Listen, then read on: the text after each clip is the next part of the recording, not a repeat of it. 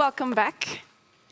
My name is Kalina Oroschakoff. I cover climate politics for Politico Europe, and I'm happy to welcome you to this panel at our Sustainability Future Summit.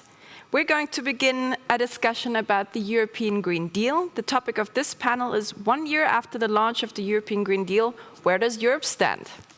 So it's a great topic, especially now that we've already seen and heard from Energy Commissioner Diederik Samsom and Portugal's Environment Minister.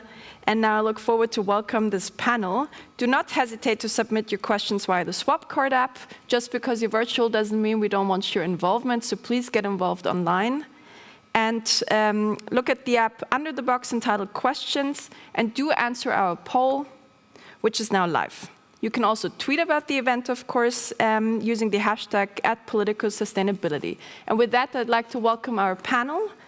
I welcome Diederik Samsom, head of the cabinet of Frans Timmermans, the executive vice president in charge of the European Green Deal. I'm sure pretty much everybody will know him or has seen his face before.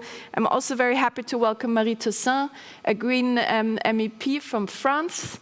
I welcome Charles Brandt, the President for Europe and Central Asia with Tetra Pak, and I'm looking forward to welcome Fernando Medina, the mayor of Lisbon, who will soon join us. So please imagine him for now, but he will soon be there in person. Now, turning to Diederik. It's been almost a year exactly since Ursula von der Leyen announced her European Green Deal vision, and with Frans Timmermans becoming the point man of pretty much one of the most ambitious projects the European Commission has ever undertaken. This past year has been pretty busy. I think you guys were rolling out strategies and legislative proposals from starting essentially in January, so there's been no stopping. What for you was the hardest piece to put out? Which of the proposals from, be that the climate law or farm to fork strategy or any of the others, was the one that gave you the most headaches and that required you to fight the most with your colleagues in the Commission? Well, those are two different things, because by far the most complicated one was the climate target plan, moving the European Union to a -55 target, and especially the impact assessment that underpinned that. That was a huge undertaking that we had to perform in a pretty short time frame. So I think most of my energy went to that one, it's sometimes like a military operation, trying to fit all the pieces of the puzzle at the same time. I think internally, you might say that biodiversity strategy and farm to fork, because they are also aligned with that other super tanker that is called the Common Agricultural Policy. And we are still trying to steer that super tanker into the direction that the Green Deal is going. And I'm optimistic that we will get there, but that takes a little more time than just launching a new strategy or launching a new plan. I mean, the CAP is as old as the European Union, and changing that for the better takes time and energy. Yes, I'm glad that you already mentioned the CAP, because you essentially preempted my second question. Were you prepared for the headaches and the controversy that would emerge around the agricultural policy reform? Well, yes, because to be fair, our own proposal, dating from before the Green Deal era, wasn't up to the job either. So the own Commission proposal wasn't good enough. We had an assessment made. That was one of the commitments in the Green Deal, to make that assessment of whether we could align the Common Agricultural Policy as we proposed it as a Commission, in 2018, with the new demands, the new commitments of the Green Deal. And the answer to that was yes, provided that, and then there's a whole list of things. And to be fair to Council and Parliament, they delivered on pieces of that list, and, well, unfortunately, not on all the pieces of the list. So that's actually where we are right now, in the midst of the trilogues, slowly building ourselves towards a common agricultural policy that is aligned with the commitments of the Green Deal. Yeah, on that point, we saw Frans Timmermans was meeting with Greta Thunberg, the Swedish youth activist that has essentially become an authoritative voice on anything climate policy related last week around the CAP. We've also seen Frans Timmermans making quite controversial comments about being ready to pull the CAP proposal if, as you say, it doesn't go in the right direction. And we saw quite heated reactions from the German agriculture minister to that. How far are you willing or able to go, also considering Ursula von der Leyen's potential allegiances, in really pushing the war on the agriculture front? Let's see. We are willing to go very far, and how able we are is up to all of us. It's a co-legislative process, and I mean, nobody said something outrageous in the last 2 weeks, but the political heat around this topic has a pretty high temperature. So I can understand that when the Commission just refers to its prerogative, which is to be able to pull a proposal when it goes into the wrong direction, as actually written in the treaties and in the working methods of the Commission, I can imagine that some members of Parliament or members of the European Council, or the Council in this case of agri-ministers, raise some eyebrows. But I can assure you we're all at the same table, working together towards that greener common agricultural policy.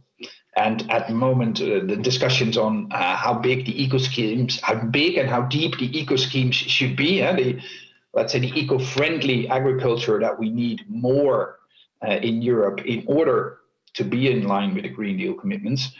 One of those discussions, and it's not going too bad. On that topic, Marie, as a Green MEP and also as a French MEP, where can the Greens actually stand on agricultural policy, and where do you see these discussions in a broader Green Deal debate going? Well, hello, first of all, and hello to everyone. Yeah, I mean, agriculture is one of the major sources of emissions of greenhouse gases. So we need to act on agriculture. At the global level, it's 1/3 of the emissions of CO2 and greenhouse gases.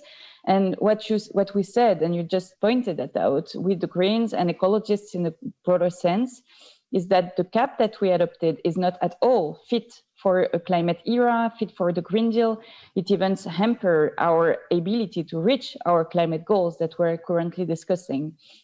And what we know as well is that the emissions from the agricultural sector have raised in the last 7 years.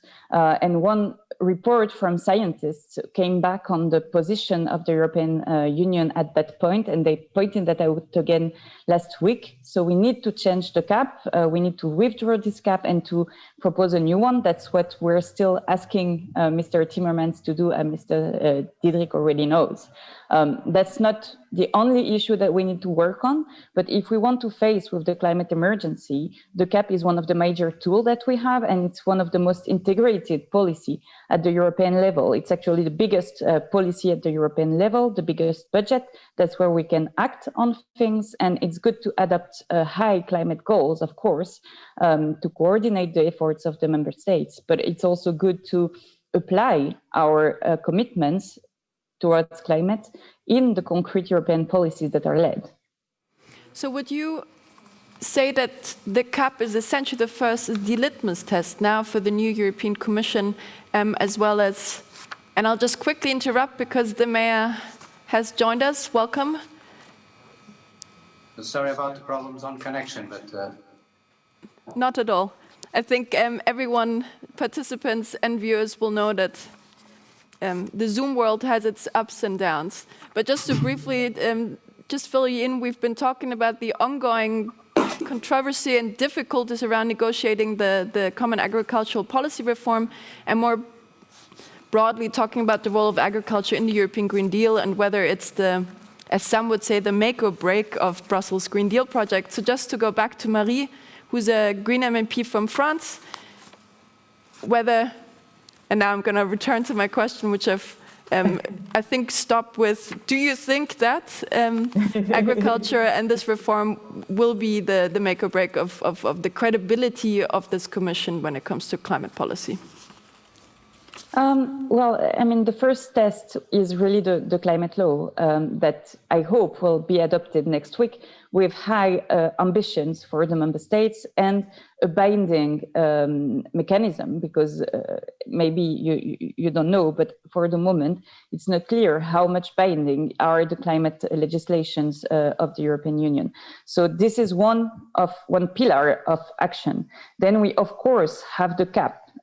Which, as I said, is the biggest policy within the European Union, the biggest budget. And this is one of the tests that will tell us if we are able to reach our climate goals, our Green Deal goals in the short and the longer term. But then we have other policies that need to be addressed. And I think, of course, about energy as well. And there we have also an issue with kind of weird game between the three institutions, the Council, the Commission, and the Parliament, where we have policies that are supposed to still finance gas, which is not natural gas, but this is not natural at all. This is a fossil fuel, and we are still keeping our investments in gas. So that's a discussion right now, but we still spent a lot of money in the last year and a half in the development of gas and of gas infrastructure. We had a huge fight on the Just Transition Mechanism, on the Regional and Cohesion Fund, on the 10E regulation, which is the infrastructure regulations for energy. We're also discussing with the European Central Bank and with the European investment banks. All of those institutions and programs and policies need to get out of fossil fuels. And we also need to get the fossil fuel companies outside of our democracies, of our institutions. Their presence, especially in the UN negotiations on climate, are a real problematic issue because it prevents the citizens from having a say compared to those lobbies who have a lot of money, a lot of finance to influence on the policies that are led.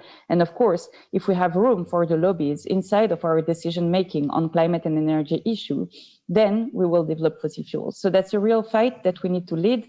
And also this question of investment or divestment of fossil fuels is a major issue and as another test for our ability to put in place and develop the Green Deal policies. That's great. I'd like to come back on some of those points also with Diederik and the mayor. But you were already mentioning a vast amount of legislative proposals that are currently being negotiated and debated in various either corridors in Brussels or virtual corridors in Brussels and across the EU. And just for those viewers who are not that familiar with European policymaking, the climate law that Marie was talking about is essentially the centerpiece of the European Green Deal that the European Commission put forward. It's not only meant to put the climate neutrality target by 2050 into law, but also something Diederik was already mentioning, raise the 2030 emissions reduction goal if indeed EU leaders will agree to that next week. And I'd be happy to return to that issue with the panelists in a second. But first, I just briefly wanted to hear from Charles, the industry perspective. You're not a fossil fuel industry, but packaging. So in that sense, you're slightly out of the firing line from some of the comments that Marie made. However, what do all of these legislative proposals actually mean for you as a company? And if everybody is being increasingly concerned about green, do all these legislative efforts make sense? Are they necessary, or can the market essentially now deal with it itself? First of all, I think it's very clear that the EU has really taken a leading position in these different proposals and legislative moves that have been made. The Green Deal is one, but obviously behind that we've got waste legislation with the Packaging and Packaging Waste Directive, EPR schemes, the Single-Use Plastics Directive that's been put out. And I think generally, as a business, we feel that these are good. They've certainly moved the needle in a way that the needle has never been moved before. For us as a business, we've set long-term targets to meet those different directives. This is not something new for us because we've got two legs that we stand on. One is food safety, being in the food business and packaging in the food business, and the other one being on sustainability. But those long-term targets, and we've got carbon neutral by 2050 and 90% recycling by 2030 from the 50% level that we're at today. Those then are translated down into today's actions and today's targets. And I think with those legislations, it helps to drive everybody to be doing their bit to achieve the goals that are required. And, you know, both across recycling, across the climate targets, and on biodiversity, which are the three legs of our sustainability strategy. So we believe it's the right thing. It helps to create a level playing field and to drive everybody in the same direction. And it helps to drive short-term goals, not just the long-term ones. And arguably, it makes you money as well. I can imagine that for a company like Tetra Pak, you might be better placed than, for example, some of the big plastics incumbent to take advantage of some of those sustainability policies that are being pushed now. Yeah. Obviously, as a business, we're there to make money. The packaging options that we have today are a very good climate option, and being 70% less plastic than a comparable plastic bottle for the same volume. Obviously, we use less plastic means less carbon. Having said that, we do also see ourselves as being part of the problem for the future, even being a good climate option. And that's what's driving all of our actions now to enhance recycling and to make sure that even though we have a lower amount of plastic, that we continue the journey to reduce plastic as much as we can. And in fact, our goal is to get to 100% fiber-based package, or as close to that as we possibly can in the next decade. Yes, I think you're already raising an issue that I would like to turn to and discuss with Mr. Medina now, which is consumer behavior and essentially also the individual efforts and actions and decisions that we take. As a mayor, and I see you've been around since 2015, so essentially since the Paris Agreement has been in place. How do you see, or how have the concerns of your citizens changed? And if so, have you seen that there's been an increasing or a decreasing concern perhaps over environmental and climate issues, or where do you see these changes over the last years? Oh, hello, thank you for the invitation. I think the change has been very clear. The perception of public opinion about climate change is changed very, very quickly. So I think it is a very big concern on young people. It's the issue that mobilizes young people, that they are not easily mobilized by political action in general about political parties and the traditional global approaches, but they are very, very mobilized on climate action. And in the overall of society, I think people are much more aware and much more in order to accept changes to deal with the climate change. It has been very, very, very clear to me that people are changing. Not the change that it's easy. It's easier to see the change in the neighbor's house, not in our own. Obviously, people are very everywhere, very keen about their cars, about their individual lifestyle. But it's easier now to pass the argument and to pass the policies. So why do you think this has become easier? And do you think that concerns over a public backlash towards some of the policies, especially if they, for example, end up in raising fuel prices or heating prices, is a legitimate concern? Frans Timmermans, for example, the Green Deal chief, when he announced the 55% reduction target, he also in his press conference said, in response to questions, that there is a concern about public backlash, and that in all of the climate policies that are being made out of Brussels, that of course there should be a concern for the poor and more vulnerable households. How do you see that play out in Lisbon, especially coming from a poorer country, facing tight budget restraints? How do you see that discussion playing out? And does Brussels and Brussels-based politicians actually understand those concerns? I think that I'm talking from a privileged country in that in the climate action point of view, because we are one of the countries that have been reducing most emissions, because we made a bet on renewable energies for more than the last decade, a very strong bet on that. So on that side of energy, the effort has been very strong, namely with wind energy, now with solar. The government has put forward a very strong approach on energy.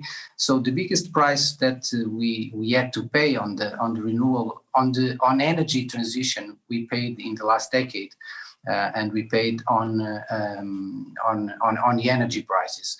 And now what we see is that renewables are less expensive than producing about non-renewable sources. The prices on solar energy, it's quite amazing what technology and competition is making about solar production.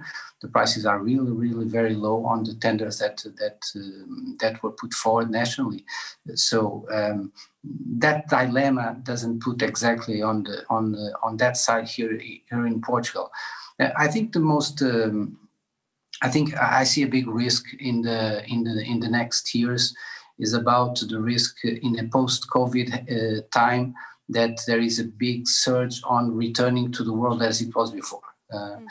People are this pandemic is damaging everyone's life, the mental health of people, the stability of employment, concerns about the future. So there is I think I have a concern that we have to fight. Our biggest enemy on climate action now is the pressure of people to return exactly to the day before the pandemic. And the question is that we cannot return to the day before, because we cannot return to a day where the emissions are so high or where our systems work the same way. So we need to find a way that in the middle of the process, find the triggers that capture the attention of people and motivates people to say, okay, now we are going to exit this pandemic, and we are going to use the lessons of this pandemic, not to return to the way that it was before, but to return to a more sustainable path. And the one critical issue is about one critical trigger to go on that is about pollution. I think is pretty well known now the case about the impacts on pollution, on the spread of COVID, and on damages on people, on public health, on personal health, and that argument that we cannot return to a world where the levels of pollution, where the levels of damage are so high. It's been of utmost importance when we try to implement the policies, namely at local level. Local level, it's critical in the sense that. If I may just quickly interrupt, because I saw that, Marie, when you were talking about the fact that the post-COVID world shouldn't return to the pre-COVID world, it seemed her face was lighting up and she was keen to interrupt, which please, to all panelists, feel free to do. It is possible thanks to the technology, so please jump on each other's comments. But Marie, just quickly, what would you like to respond to that or add to that? Well, I do absolutely agree. I was indeed nodding, but not trying to interrupt anything. And of course, we need to seize the opportunity that is there in front of us. We are mobilizing a huge amount of money, more money than we would never have imagined right now to relaunch the economy. And we know that the green economy is creating more jobs, long-lasting jobs, local jobs, and that we need to change everything, our ways of consumption, of production, and the way we also distribute wealth among the European citizens and also in our relation to the world. And I believe that we really need to understand that these pandemics, as all the ones that we met before, and we are going to meet more and more of them in the coming years, is due to the destruction of our environment.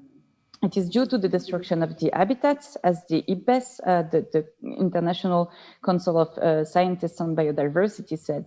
And we need to develop an economy which is respecting nature, which is in harmony with nature, if we want to avoid such sanitary and social catastrophes in the future. So we have an opportunity to seize and to build something different.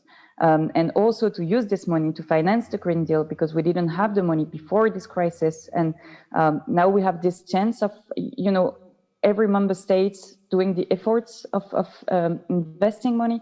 And we really need to use that and not to fuel the past economy that we need to get rid of for the sake of the people, of equality, of human rights, and our democracies.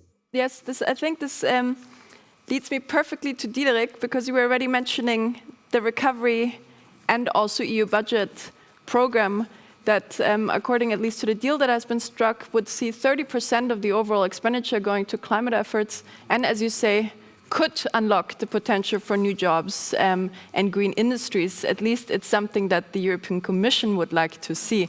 Diederik, do you think this hope for the pandemic program being the green engine is justified? What are the potential risks with countries, for example, not really investing in green, even if it sounds kind of green? And how do you create jobs across Europe's regions and not just in certain regions in this green new world? Well, there's certainly quite some risks out there still, but let me also assure that we have come a long way. Normally, in normal circumstances, when something urgent arrives in your world, politicians, but also the society as a whole, tend to drop all the long-term visions, the dots on the horizon, and concentrate on the urgent matter at hand. We've seen that before. In 2008, just after Al Gore made his film An Inconvenient Truth, and Europe was embarking on a new, ambitious climate project, Lehman Brothers fell, and the world turned at the urgency at hand, which was the financial crisis, and we haven't heard back from any climate ambition anymore. This time could have been the same, but it was different, completely different. We now committed to build back green, to use the Green Deal, to put it front and center, to put it on steroids, so to speak, with the public money available in the Recovery and Resilience Facility. And now, obviously, the real work starts, because now we have to implement all those commitments. But the fact that we've been able to keep the Green Deal front and center in our recovery strategy instead of shelving it because, well, we have something else to do now, that wasn't self-evident. It took a lot of work. It took a lot of commitment and political capital, not only from the EU, but also in the capitals of the member states. And their politicians, and we could also, we shouldn't congratulate ourselves with anything, but if we do, this is something to be satisfied with. So far, I should say, because I'm always cautious, and we should look ahead. And indeed, there's an enormous amount of challenges out there, including the ones you pointed out. Creating a just and fair transition is paramount for the whole Green Deal. As our motto is, this will be a just transition, or there just will not be any transition. And we have to take care of that. And being an environmental activist, but also a social democrat all my life, I recognize the fact that I think making this a just transition is by far the most difficult task. Since you're mentioning that you're a social democrat, I would also like to turn to the mayor about Anne-Marie, if she wants to join in. I think over the last years, what we've seen is that the green concerns have been, of course, very much the home of the Greens party. The country that I come from, Germany, you saw that the Greens have really, really surged in recent years, while the Social Democrats have tanked. And so in that sense, you kind of like had a reshuffling of party politics and concerns. Now you also see the Conservatives, including with Ursula von der Leyen, of course, at the helm of the Commission, very much making green politics her own. Also trying to take some piece of the green pie. So how do these green concerns play out politically on the local level? And what does that mean for political party organizations in the future, especially in cities and regional communities? Fernando. Well, here they are absolutely critical. I'm from the Socialist Party, that is the Social Democrats family, and the Green Agenda is the key, is the cornerstone of all our political agenda. Sustainability from economic, environmental and social point of view, but the environmental agenda is completely embedded, is the key issue. So we were awarded with the European Green Capital on 2020 by the evolution that we made in the last years, but basically because about our commitment about going forward. I think that the issue, it has to do about returning to your first question, is what changed in the last years. And I think the emergence and the sense of urgency of climate action is just what happened. I think the Paris Agreement was the moment. And I think the situation that we saw every year happening about the reality of climate change, that is now much more clear to everybody that what is happening. We had on 2020 one of the warmest years of all time, and in the last 10 we can count some of the hottest years.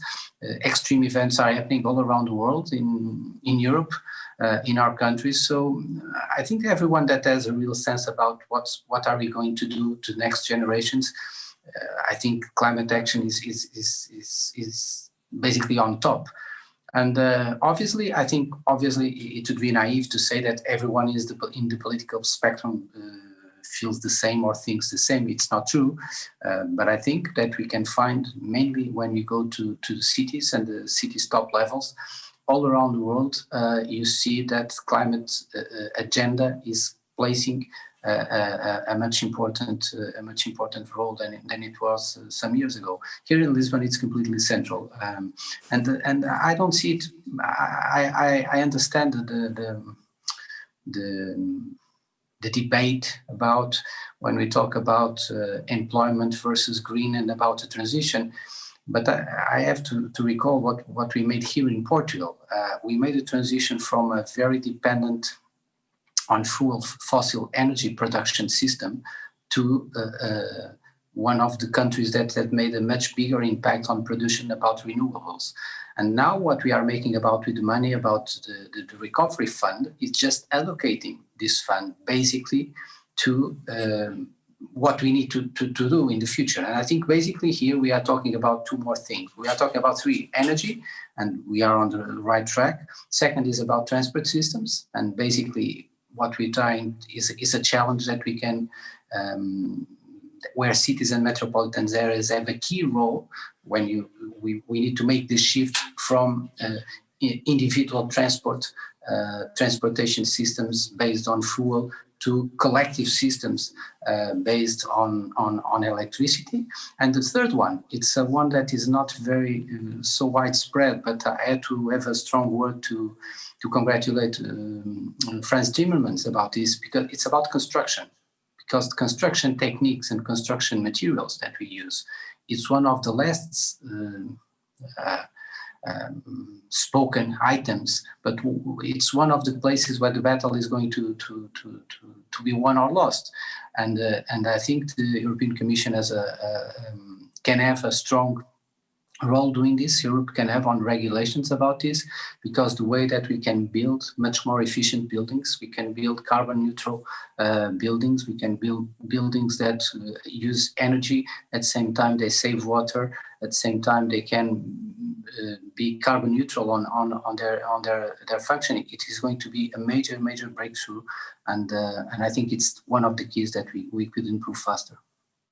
And I think now that you're talking about renovations, the Lisbon Town Hall has just recently been refurbished. Now it's an example of what and whether you can actually renovate ancient buildings so that still the beauty still persists while energy efficiency codes are observed. So that's a useful example. And I think just to, I think it's thank you for mentioning that it's an example that we want to show to the country but I think much more important is what we are doing in the big numbers. And one of the things that we are making on this on the recovery fund, we decided with the government that the biggest part that would come to metropolitan area of Lisbon, we would make it to the transport system, mass transport system, metro, subway, light rail, and trains. So a big investment on that because we need to make the shift. And the second, it was on housing. One of the biggest difficulties about in the last years, it was to sustain an investment on affordable housing.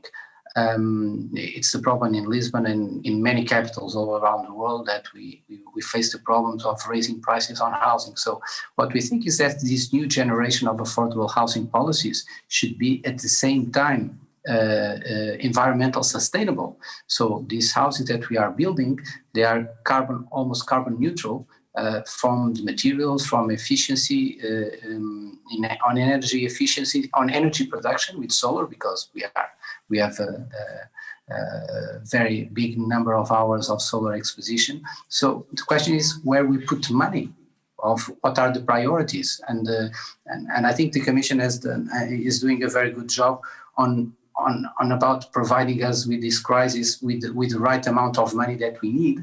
And I think now is on national governments and local governments to build the partnerships and say what concrete projects are we going to make and what results are going to make on the green agenda. And I have to say that on this sense, because Europe is not built on the European institutions. Europe is being built by everyone that has the responsibility to use the resources and to make the agreements on this agenda. And I have to be very clear that at the European level, at the national level, we are very aligned on putting this agenda forward. Yeah. On the mention of resources, I obviously have to turn to Charles, whose business is based on using resources properly and actually create products.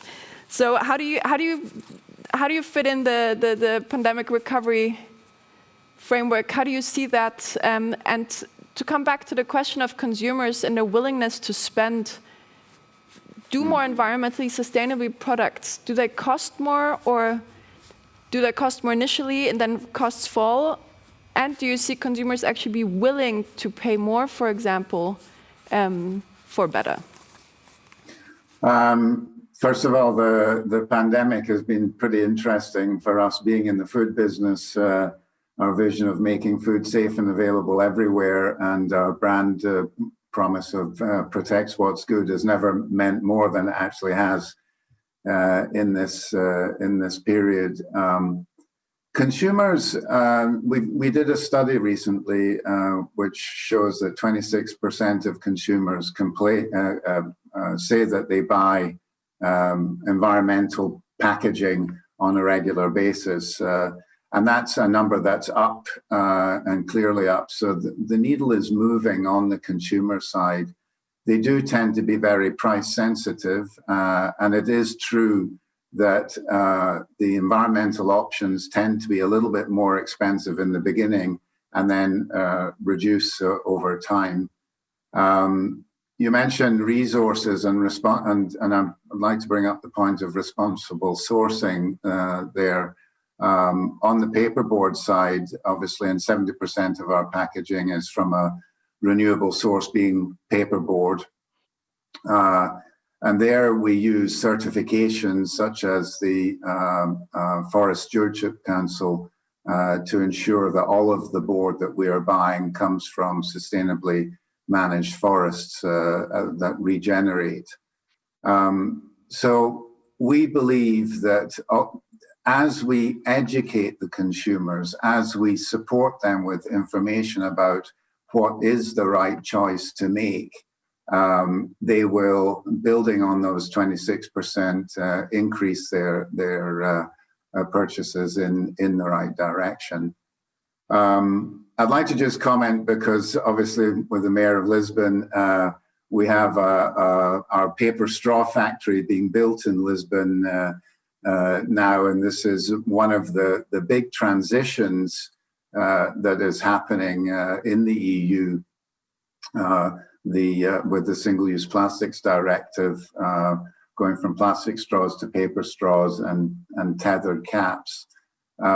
This is just a massive investment that we are making to ensure that we are meeting the directive's objectives. And our straw factory is in Lisbon, so very happy to support the Portuguese economy there. Can I interrupt you just briefly? Yeah, of course. Because you were mentioning something about supply chains. First of all, great news, of course, for the citizens of Lisbon for new jobs. But just to come back on the supply chain aspect, because there you introduce a global dimension, and you essentially introduced a topic that is, at least as far as I can tell, becoming ever more important also in the European policy discussions. How do you regulate developments beyond the EU's borders? And I was just wondering how you see that regulatory space. Do you think, for example, the EU needs to become more aggressive in trying to regulate supply chains, including, the sourcing from countries such as Brazil, where there's widely documented deforestation in the Amazon, or other countries, to really clamp down or at least try to green supply chains and the consumption in Europe?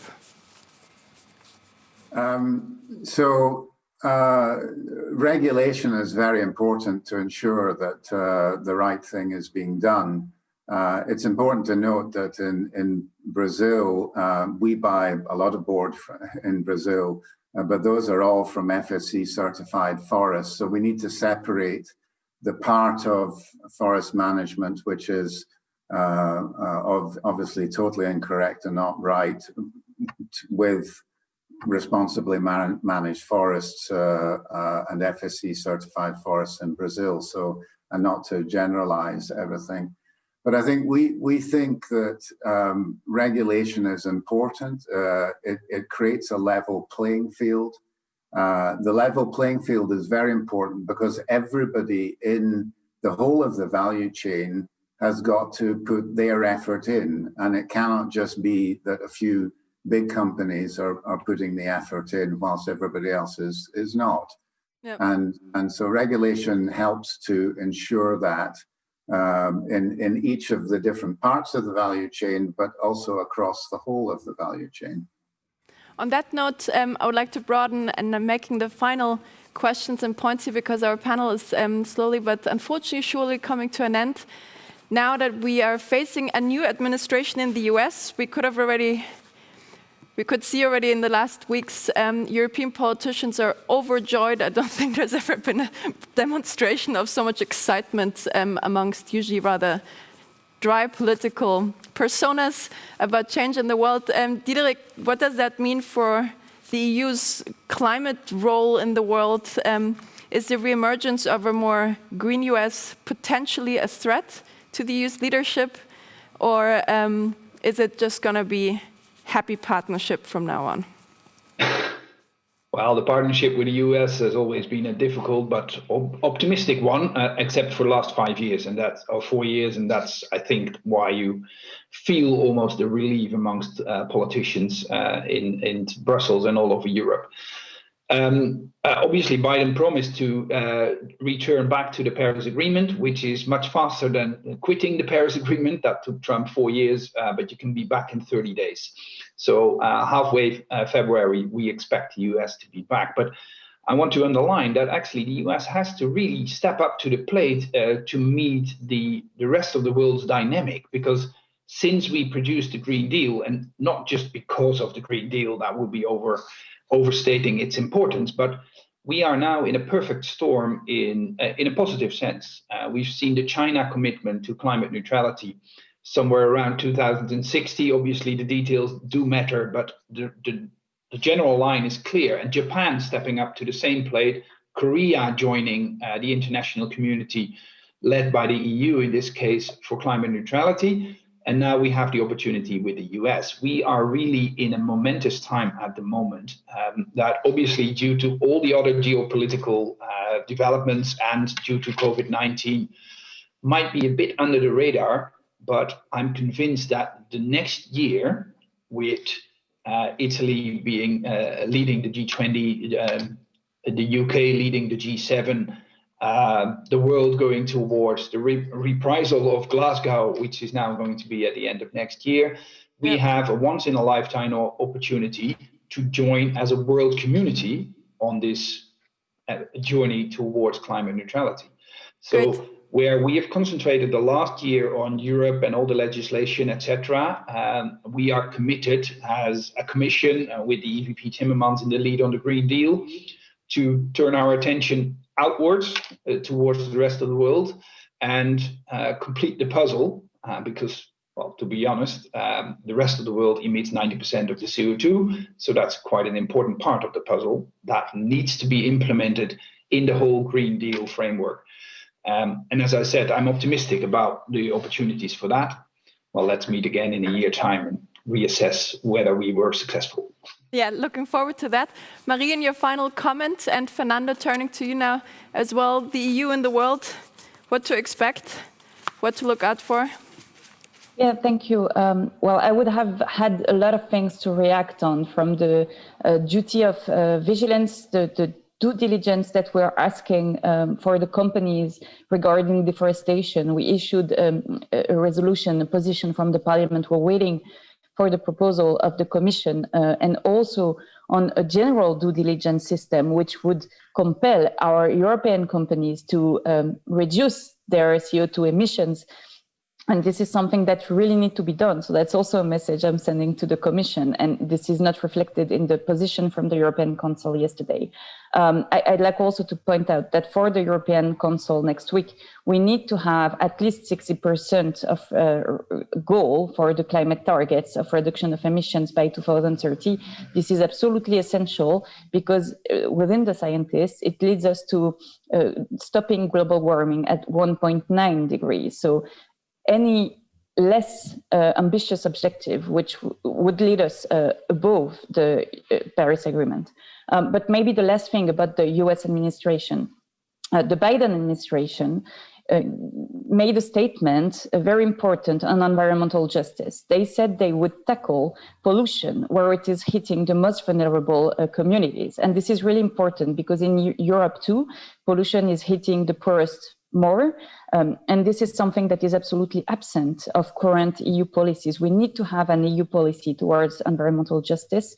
And this means also asking for environmental and climate liability for companies. The companies are also citizens and they also need to respect the climate goals. And there should be established a liability for the companies when they emit CO2, too much CO2, then they need to respond to that, to answer to that to the citizens. I would end up with this. Thank you. Thank you very much, Fernando.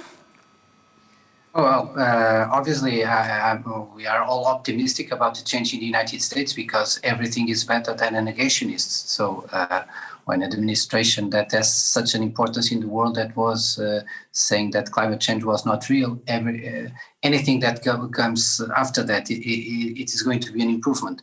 And the second is that Joe Biden was elected by a strong platform on climate action. And I think we are going to see many improvements on this side. I'm not saying that difficulties are not going to be very, very strong, because they are, namely on the field of energy production, a lot of difficulties on making that change and in the United States. But on that way, I'm optimistic. I think the big issue for us to look in the next years, and more than legislation, if I can say, is about where countries are going to put money of the recovery funds. We know that we are under a unique opportunity of change in the way that we produce, in the way that we consume. We are in a unique position for climate action. So the biggest challenge, if I could be a journalist in the next years, I would surely spend my efforts on looking detailedly where every country is putting their money. Where each euro of the recovery funds are going to be spent, and in what concrete projects and what are the impacts on reducing emissions. So I think that would be the green proof about political action, and if politicians are making what they make or what they need to make to fulfill the next generation's life with quality. Well, thanks. Then I think you need to continue reading Politico Europe, because that's one of our priority areas of focus, recovery funding, and where it actually goes. Charles, just a final short sentence, because then I will have to wrap up, sadly, and pass on happily to my colleague.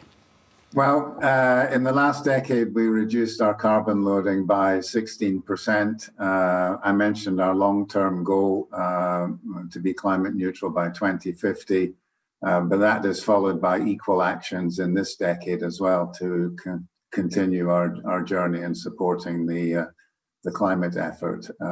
So we very much subscribe to these challenges and goals, and we're doing our best to support everywhere we can. Great, thank you. And we see also the importance for industry in Europe is, of course, that the rest of the world follows. So I think the US developments will be closely watched here. With this, I very much thank my panelists. I thank the viewers for following us. I quickly would like to just share the results of the poll that we did. The questions were, what are the most urgent actions for the EU with regards to becoming the first climate neutral continent? The answers have come in. 41%, with that most of the respondents said ensure that the COVID-19 recovery supports the Green Deal's objective, and just shortly after 32% said ensure that legislative proposals falling under the Green Deal take specific measures to support the 2050 climate neutrality targets. And last but not least, 27% set ambitious EU-wide mandatory emission reduction targets. And with that, I say thank you and hand over to Aitor Hernandez Morales, who will dig into the finances of the green transition. Thank you very much and goodbye.